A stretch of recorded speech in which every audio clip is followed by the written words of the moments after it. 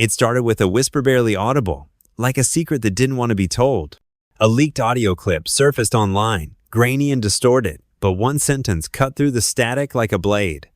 The box was real. Ask Kennedy what was inside. Within hours, the internet spiraled into a frenzy. Hashtags exploded. Speculations flew. Was it a metaphor? A threat? A ritual? The name attached Senator John Kennedy wasn't someone you expected in a story like this. He was sharp, old school, Southern grit, with a sense of humor that disarmed even his critics. But this wasn't funny. It was chilling. No one expected him to respond. And yet, here he was, walking up the marble steps of the courthouse in silence, alone, carrying a manila folder and the weight of something unspeakable. Reporters swarmed like vultures, but he didn't flinch. That's when the screen cuts to black, then fades in. 1 year earlier. It was supposed to be a private dinner. No press, no statements. Just a gathering of influentials, as the invitation described, handwritten in silver ink on black cardstock. No aides, no phones, just you. At the bottom was a monogram, BM. It didn't take a genius to know it was from Bill Maher. John was curious. Why him? He wasn't a late-night star. He wasn't a Netflix darling. But the message was clear come alone. The address led him to an estate in the hills outside Santa Barbara, surrounded by cypress trees and silence. No valet, no red carpet, just a man in a gray suit who took his phone, nodded once, and opened the door. Inside, it wasn't a home, it was a stage. Candles flickered on tables lined in black linen. A faint hum played from hidden speakers. At the far end of the room stood Bill Maher, holding 2 glasses of wine, his smile too calm, too practiced. "Glad you made it," he said, handing John a glass. "Tonight's not about politics. It's about something older." They sat. No waitstaff, no courses. Just one silver tray between them with a single object placed in the center, covered by black velvet. "This," Maher said, lifting the cloth, "is why you're here." A small, polished black box sat on the tray. No hinges, no markings.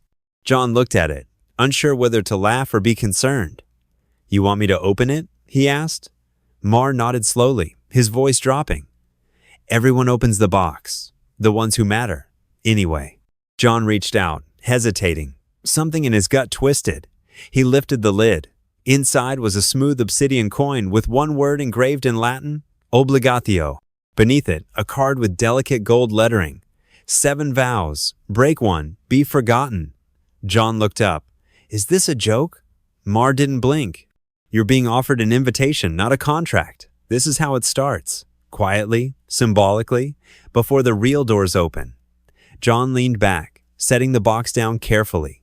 "You hand this out at dinner parties now?" Maher chuckled, but his eyes didn't smile. "Everyone who plays at the highest level has faced this moment. The box only comes once. You say yes, you move forward. You say no." He trailed off. The room suddenly felt 10 degrees colder. "Why me?" John asked. Maher leaned in. "Because your voice carries. Because you still think you're not one of us. And because we need to know what you'll do when it's not on camera."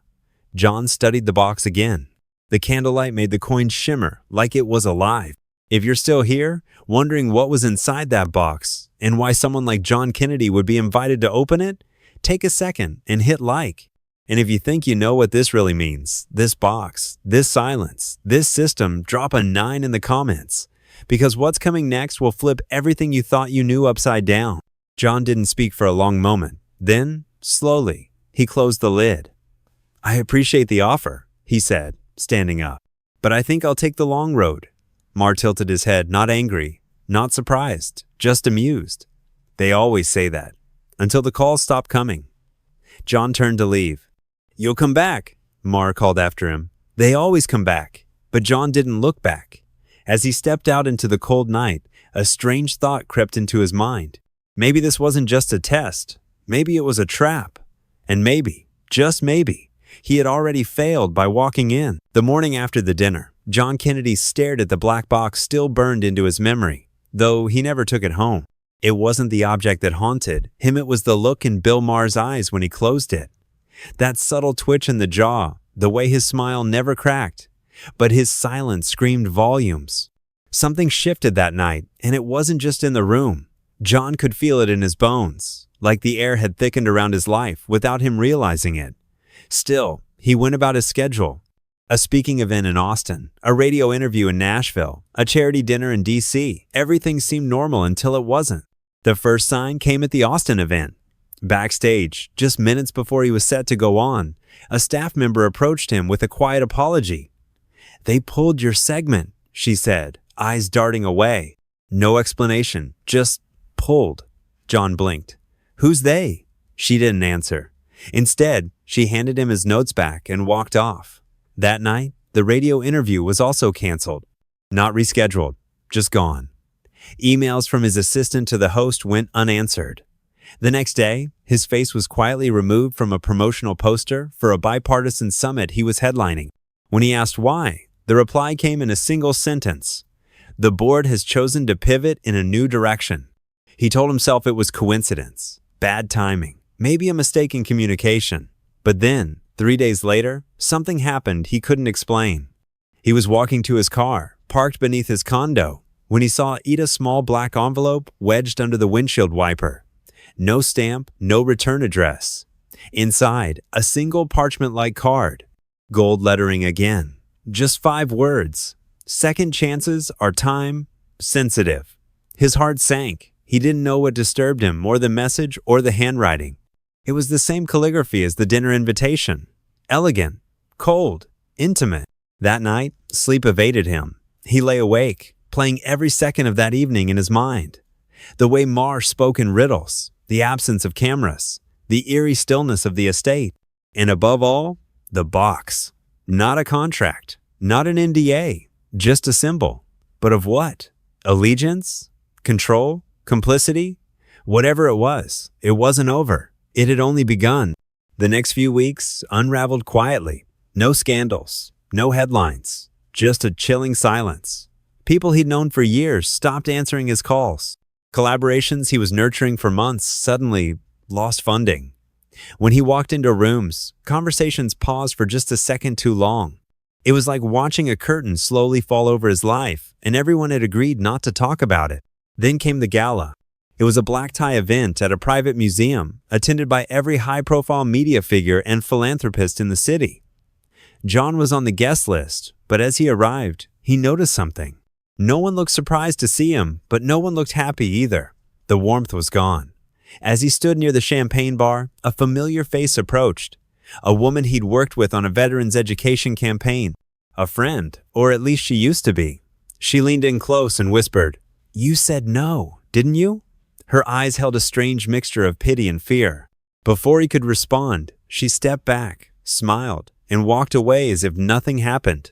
It was that moment short, silent, devastating that confirmed everything. This wasn't about a missed opportunity. This was about a closed door. He hadn't just refused an offer. He had broken an unspoken rule, and someone, somewhere, had made sure that the system knew it. Back at home that night, John sat at his desk, staring out the window, watching taillights blur in the rain. He poured himself a glass of whiskey, and for the first time in weeks, allowed the question to rise in his throat. What if I had said yes? He didn't know what was in the 7 vows. He didn't want to, but he understood one thing with absolute clarity now. Legacy was not always earned. Sometimes it was traded, like currency, like silence, like a soul. He had chosen the long road, the harder one, and now he was walking it alone. But the system hadn't had the last word. Not yet. Because something else was coming, and it wouldn't be a whisper this time. It would be a reckoning. The reckoning began not with a bang, but with a knock. It was just past midnight when John Kennedy heard Ida's soft, measured knock at his front door. Too polite to be threatening, too deliberate to ignore. He hesitated for a moment. The street outside was still, wrapped in the kind of silence only a man who's lost sleep for weeks truly notices. He opened the door slowly. No one was there. Just an unmarked cardboard box sitting neatly on his porch. No note, no address. Nothing but a familiar, cold stillness that made his breath catch in his throat. He brought it inside, placed it on the kitchen table, and stared at it like it might detonate. It wasn't the same box from the dinner. It was larger, heavier. After a long pause, he lifted the lid. Inside were 7 black folders, each marked with a name. Names he recognized. Household names, beloved actors, political analysts, news anchors. even one billionaire philanthropist. Each folder included photos, audio transcripts, and notes disturbing records of private conversations, silent transactions, and chilling quotes that echoed the very same language Maher had used that night. You break one vow. You vanish. You will be reborn the moment you go silent. Loyalty doesn't need a camera. John felt sick. It wasn't just him. He wasn't the only one who had been offered the box. These people had taken it. And what scared him more than anything else was that they all looked fine, thriving even. Smiling in magazine covers, trending for their authenticity, hosting shows, closing deals, giving speeches on courage and ethics while holding secrets that could rot the foundation of everything they built. But that wasn't the worst part. At the bottom of the box, under the folders, was a note. Just 3 words. Come see it. It was unsigned, but somehow, John knew exactly who sent it. The next morning, he received a call from a private number. A quiet male voice said only this: "A car will pick you up. Sunset. No questions." He almost didn't go. He almost burned the folders and walked away forever. But something deeper than curiosity pulled him in now righteous anger. Maybe. Or the feeling that once you're invited behind the curtain, you don't get to unsee the strings. The black sedan arrived on time. The driver didn't speak. They headed deep into the hills, passing properties too remote for Google Maps. Eventually, the road narrowed into a gated path, guarded by 2 men in suits with no badges. The gate opened silently. The car pulled up to a sleek, windowless structure that looked less like a home and more like a server bunker. This wasn't Malibu. This was the vault. Inside, everything was cold steel, glass, and the low hum of machines. The walls were lined with drawers. Each was labeled, not alphabetically, but by year, by date, by what John later realized was initiation. That's when Bill Maher walked in. No suit this time, just a dark shirt, sleeves rolled. He looked tired, but no less composed. "You came," he said. "I'm not here for your offer," John replied. Maher nodded. "You already said no. That's not what this is." John glanced around. "Then what is it?" Maher gestured toward the drawers. "Insurance," he said flatly. "Everyone who plays knows the risk. This," he tapped a file labeled with a famous actor's initials, "keeps things predictable." John took a step back. "This is blackmail." Maher shrugged. "This is order. You think people just stay clean by chance? You think legacies write themselves? Number. They're managed. Carefully. Quietly." Then Maher turned to a small drawer in the corner. It was blank. Empty. "This was supposed to be yours," he said. "Still can be. All it takes is one appearance, one photo, one moment of quiet cooperation. No one ever has to know." John looked him dead in the eye. "And if I don't?" Maher didn't flinch. "Then you become the story, the forgotten, the man who almost made it, the guy who walked away from the machine and got crushed under its wheels." John felt the weight of the decision sitting in his chest like iron. Then Maher said something he would never forget. "Silence is loyalty, but silence can also be fear. We'll see which one defines you." John turned toward the exit without saying a word. As the elevator doors closed, Maher's final words echoed down the hallway like a prophecy. "Keep it in mind, Senator, there are no legends outside the system, only ghosts." And just like that, the door shut. The vault disappeared behind him. But what he saw inside would haunt him forever. And what he did next would shock the world. The days that followed felt like walking through fog with a ticking bomb in his chest. Senator John Kennedy couldn't sleep. Not because of fear, but because of the clarity. The vault wasn't a conspiracy theory or an urban legend passed around green rooms and late-night studio lounges. It was real. And worse, it was organized, precise, maintained like a museum of manipulation.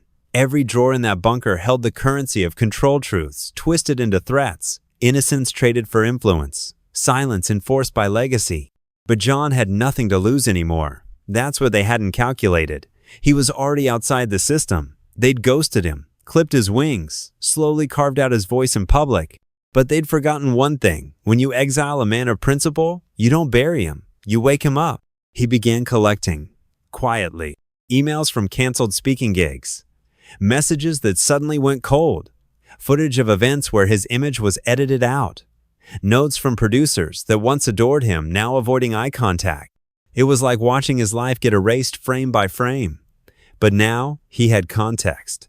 Now He had motive. Then came the breaking point. He was invitedly enough to a charity event supporting veterans, something he'd championed for decades. The organizer was a friend, someone he thought was above all this. But when John arrived, his name wasn't on the list. Security looked confused. Someone else had taken his speaking spot. And when he checked the program, the keynote speaker was a rising television personality with no military background, just a glowing PR relationship with Bill Maher's inner circle. As he turned to leave, a woman approached him, middle-aged, press badge. Her voice was low, urgent. "They're doing it to others too," she said. "But no one talks. No one wants to end up like you." John looked at her. "How do you know about me?"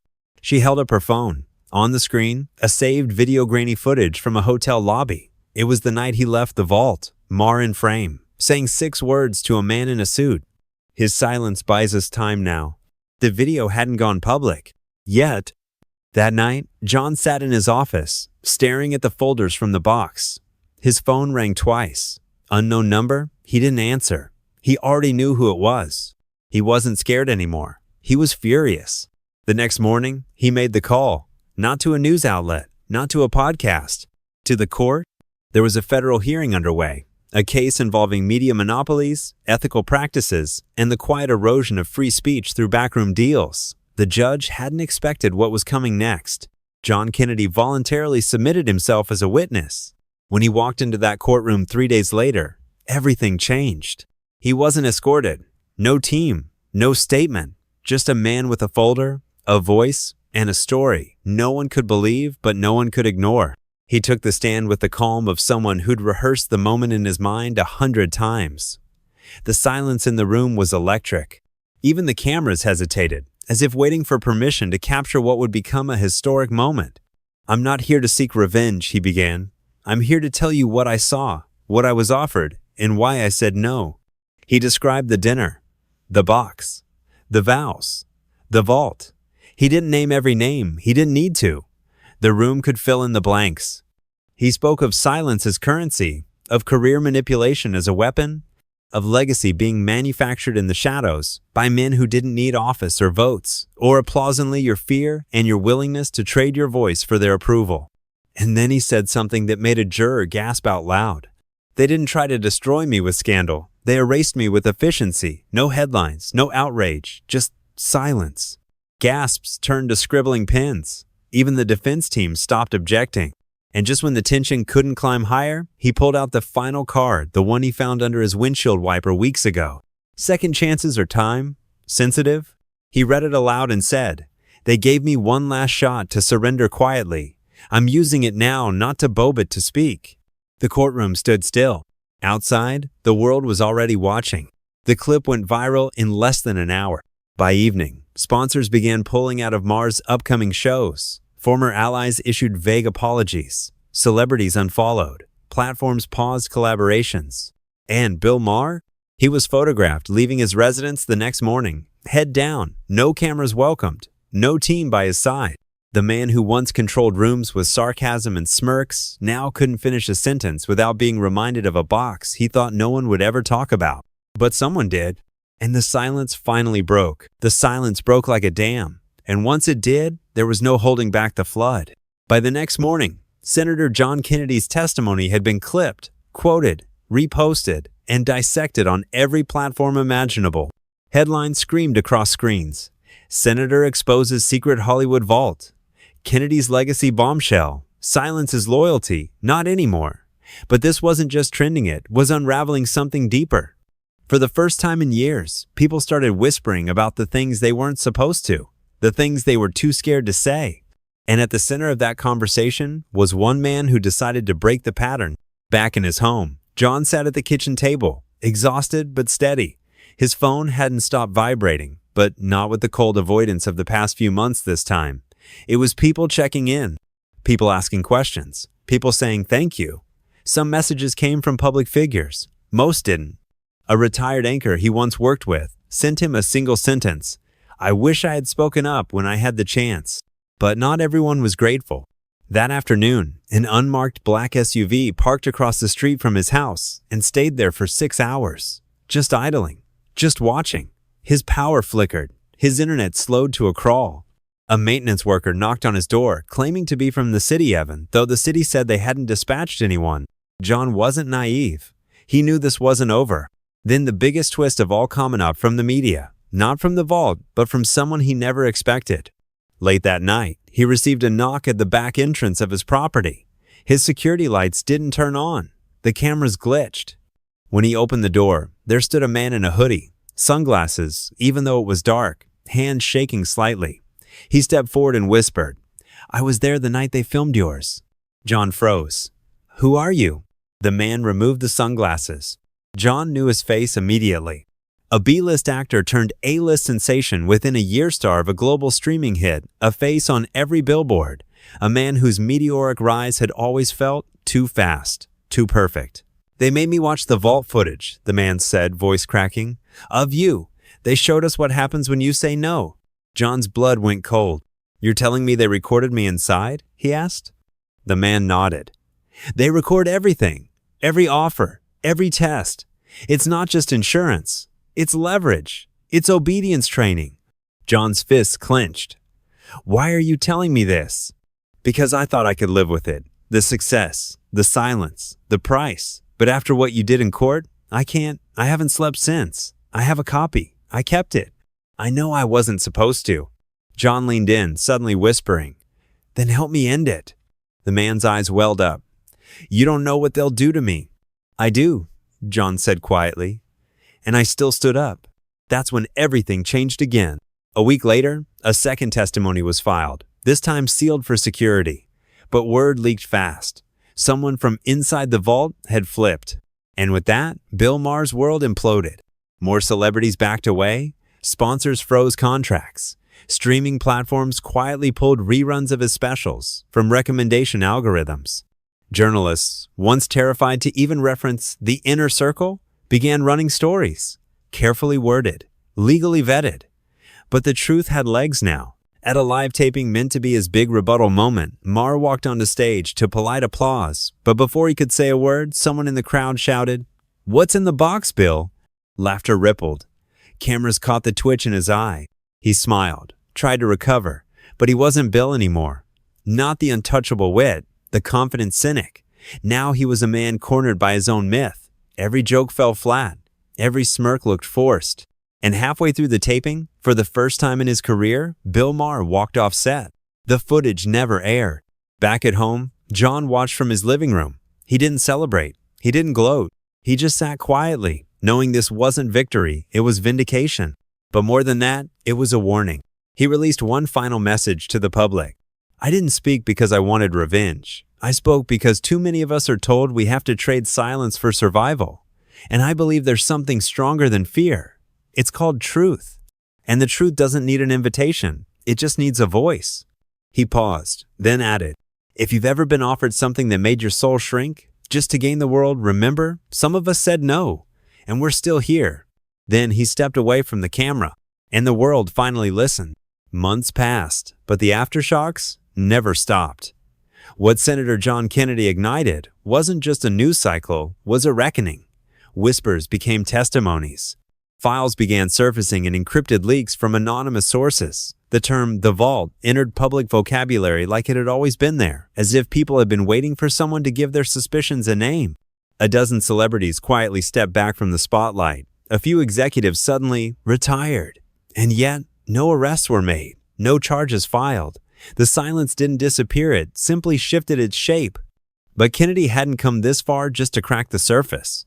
He wanted to go deeper, even if it meant disappearing completely. He spent most of his time off-grid now, living between temporary rentals, writing by hand, and working with a small circle of trusted individuals, whistleblowers, digital archivists, underground journalists. What they were building wasn't flashy, it wasn't loud, but it was honest. And for the first time in years, it was free from the machine. One day, while walking through a small-town farmer's market under a baseball cap and sunglasses, a boy no older than 15 approached him. No fanfare, no entourage. Just a kid with wide eyes and a shaky voice. "Are you him?" Kennedy looked at the boy. "Depends. Who's him?"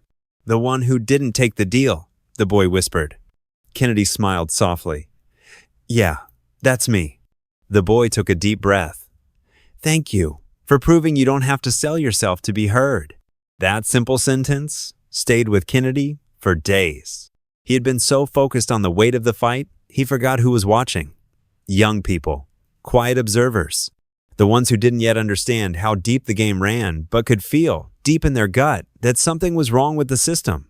And now, because one man said no, they knew it wasn't just them. Still, the system hadn't surrendered. Bill Maher made one last attempt to reclaim the stage. In a surprise live stream unscheduled, unannounced, appeared gaunt, subdued, seated in front of a dark background. He denied nothing. Not outright. But he did what the system always does. Reframe the narrative. "It's easy," he said, "to demonize something you don't understand, to turn complex agreements into cults, ambition into corruption. But people rise for a reason. And sometimes silence isn't fear, it's wisdom." He smiled, but it didn't reach his eyes. "The vault isn't real," he added. But by then, it didn't matter. Because people had already seen too much, felt too much. And the difference this time? They believed the man who lost everything, not the one who kept everything. In the weeks that followed, Kennedy's story became the seed of a new movement. A digital campaign called Number Legacy as Choice swept through creators, artists, small business owners, even public educators. It wasn't about canceling anyone. It wasn't political. It was about saying, "We're done trading truth for access." In classrooms, professors asked students, "Would you open the box?" In cafes, strangers whispered, "You heard about the vault?" In podcasts, musicians and former insiders finally spoke coded at first, then clearer with each passing week. Kennedy never asked to be the face of it. He didn't want to be, but he understood the responsibility. In his final recorded message, filmed at a small lake house under soft golden light, said this: "They told me legacy was given by those above you. But I believe legacy is built by what you choose to stand for when no one's clapping, when no one's paying, when no one's watching. I stood up because the silence was crushing me. And maybe I lost the room, but I found my voice." He looked into the camera one last time and said gently, "If you've ever felt like your worth depends on your silence, I want you to remember something. You were born worthy. You don't have to enter the bath. You don't have to take the box. And even if they try to erase you, speak anyway. Because one voice, when it tells the truth, echoes longer than any lie ever could." He leaned back in his chair. The wind rustled the trees behind him, and the screen faded to black not with a bang, but with a whisper strong enough to shake the world. If you believe legacy should be earned, not engineered, leave a comment below and share this with someone who needs to remember their voice still matters.